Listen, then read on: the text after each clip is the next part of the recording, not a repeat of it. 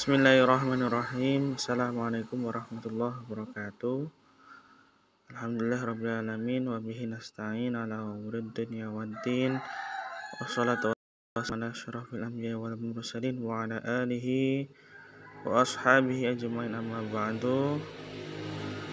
Pertama, kita panjatkan puji syukur kita kehadirat Allah Subhanahu wa taala, yang mana pada kesempatan hari ini kita masih diberikan kesehatan baik berupa jasmani maupun rohani, sehingga kita bisa thalabul ilmi, mencari ilmunya Allah Subhanahu wa taala, walaupun secara virtual biqaulina alhamdulillahi rabbil alamin.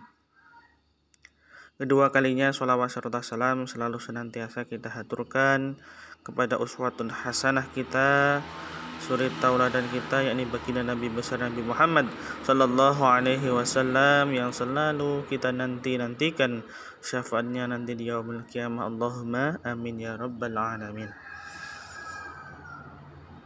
Adik-adikku yang saya cintai, di sini saya akan menyampaikan terkait perkenalan, kontrak belajar, dan pembahasan materi selama 1 semester ke depan. Saya ucapkan ahlan wa sahlan kepada adik-adikku yang dulunya kelas 10 sekarang sudah naik ke kelas 11. Saya berpesan kepada adik-adikku semuanya bahwa ini sudah kelas 11, tancapkan niat dalam hati untuk yang namanya bersungguh-sungguh dalam menuntut ilmu. Baik, yang pertama perkenalan. Ini saya tampilkan foto saya. Ini kalau ada adik yang belum mengetahui saya, perkenalkan, nama saya Amir Mukminin. Nanti akan selama 1 tahun ke depan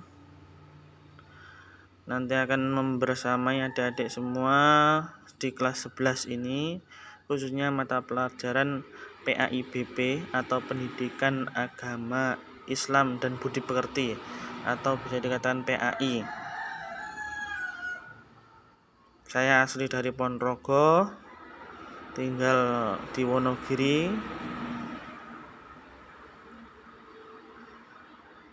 Nah, ini perkenalan singkat dari saya.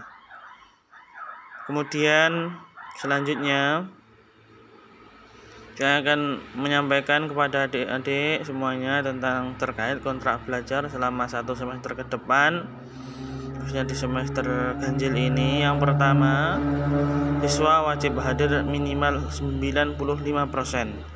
Jadi panjenengan semua itu wajib yang namanya mengikuti pembelajaran jarak jauh, karena ini masih dalam kondisi pandemi 95%. Jadi kalau tidak ada kepentingan yang sangat mendesak ataupun sakit, jangan sampai izin, karena yang rugi panjenengan sendiri. Sudah bayar tapi tidak mengikuti pembelajaran, kasihan orang tua. Yang kedua, wajib mengisi presensi kehadiran setiap mata pelajaran PAIBP atau PAI, maksimal absen hari Jumat. Lebih dari hari itu saya anggap tidak hadir atau alfa. Jadi nanti setiap hari Rabu akan saya share presensi kehadiran, maksimal pengisian presensi kehadiran yakni hari Jumat, karena hari Sabtu sudah saya rekap. Nah, kemudian kalau panjenengan itu maksimal mengisi harus hari Jumat, karena lebih dari itu berarti saya anggap tidak masuk. Jadi jangan sampai melebihi hari Jumat. Kemudian yang ketiga, apabila izin silahkan membuat surat izin yang ditandatangani oleh orang tua wali. Nanti bisa disampaikan kepada wali kelasnya masing-masing. Yang keempat, wajib mengikuti UTS dan juga UAS kecuali sakit. Ini wajib hukumnya bagi adik-adik untuk mengikuti ujian tengah semester dan juga ujian akhir sekolah.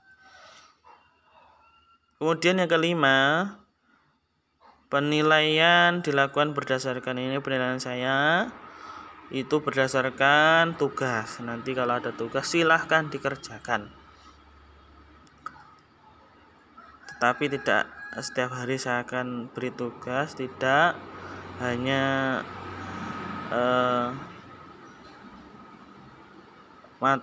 istilahnya bab-bab tertentu nanti yang akan saya beri itu tugas. Yang kedua, presensi kehadiran. Nah, balik lagi ke poin 2 tadi, bahwasanya presensi kehadiran itu juga mempengaruhi nilai adik-adik semua. Jadi panjenengan wajib yang namanya presensi kehadiran. Yang ketiga, keaktifan di kelas. Keaktifan di kelas itu apa maksudnya? Jadi setiap materi yang saya sampaikan, ketika ada pertanyaan silahkan ditanyakan. Boleh ditanyakan di grup, boleh via Japri. Itu juga termasuk daripada keaktifan walaupun tidak langsung atau virtual. Kalau misalnya di dalam kelas bertanya langsung. Kalau PJJ berarti panjenengan silahkan bertanya apapun itu, khususnya terkait mata pelajaran pendidikan agama Islam. Kemudian selanjutnya UTS dan juga UAS. Ini kontrak belajar poin 1 sampai dengan 5. Selanjutnya di sini saya akan menyampaikan materi-materi apa saja yang nanti akan saya sampaikan selama 1 semester ini, khususnya di semester ganjil.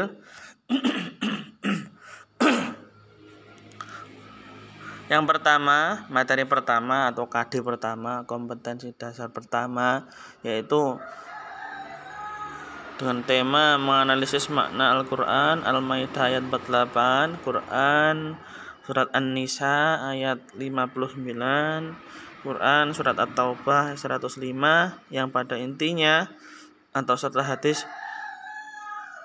tentang taat pada aturan, kompetisi dalam kebaikan, dan etos kerja. Taat pada aturan itu manusia itu wajib taat. Ya ayyuhalladzina amanu atiullaha wa atiur rasul wa ulil amri minkum.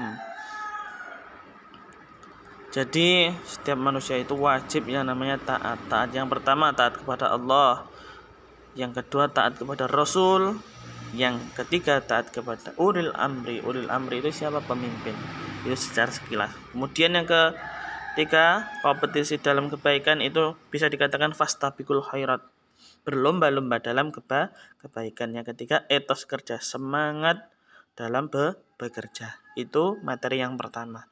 Kemudian yang kedua, menganalisis makna Al-Quran, surat Yunus ayat 40-41, dan Quran surat Al-Maidah ayat 32, serta hadis tentang toleransi, rukun, dan menghindarkan diri dari tindak kekerasan. Itu materi yang kedua atau bab yang kedua. Yang ketiga atau materi yang ketiga, KD 3, itu menganalisis makna iman kepada kitab-kitab Allah. Kitab-kitab Allah itu ada berapa? Nanti akan saya sampaikan. Dan semuanya itu wajib yang namanya diimani atau beriman selain daripada Al-Quran. Yang keempat atau materi yang keempat, KD 4, yakni menganalisis iman kepada Rasul-Rasul Allah. Rasul-Rasul Allah jumlahnya ada yang termaktub di dalam Al-Quran, yang tertulis dalam Al-Quran itu ada 25. Nah, nanti juga akan saya bahas satu persatu. Kemudian Materi yang kelima atau KD5 menganalisis makna syaja'ah atau berani membela kebenaran dalam mewujudkan kejujuran. Maksudnya adalah berani ngomong jujur walaupun itu pahit. Kemudian materi ke-6 atau KD6 menganalisis perilaku hormat dan patuh kepada orang tua dan guru. Ini wajib. Antara orang tua dan guru itu adalah derajatnya sama. Hanya yang membedakan orang tua itu yang melahirkan kamu dan yang mendidik kamu, orang yang melahirkan kamu. Lah, kalau guru itu orang yang mendidik kamu. Jadi kedua istilahnya orang tua dan guru itu derajatnya hampir sama. Nah, nanti setiap KD, ini KD6, KD terakhir ya. Jadi setiap KD nanti bisa kita pelajari dalam 3 minggu, 2 minggu, ataupun 4 minggu. Tergantung setiap KD-nya, karena tergantung materinya panjang atau pendek.